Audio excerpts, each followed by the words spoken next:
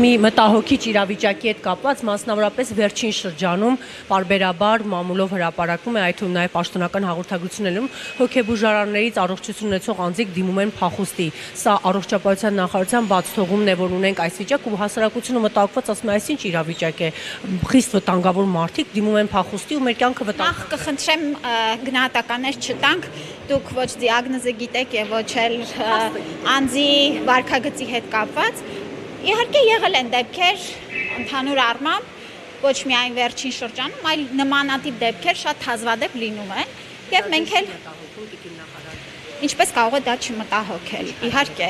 մենք քայլեր ենք իրականացնում նախ մեր շենքային պայմանները բարելավելու եւ գիտեք թե ՀԱՊԱԿ-ը հոգեկան առողջության ազգային կենտրոնը եւ թե ԱՎԱՆ-ը գտնվում են վերակառուցման շրջափուլում եւ սա է մեր աշխատանքները նախ ներքին պրոցեդուրաների եւ պատասխանատուների մասով իհարկե ծառայողական քննություններ են լինում բարձաբանելու որ արդյոք եղել են որոշակի բաց թողումներ թե ոչ եւ մնացած բոլոր մասերով աշխատանքները տարվում են։ Պարբերաբար միշտ ասում են հասկանանք, տեսնենք թե ներսում ինչ-որ մեկը այնպես այս կամ այն աշխատանքը չի արել։ Ինձ հետաքրքիր է, դուք ձեր մեղքի բաժինը տեսնում եք այս իրավիճակում։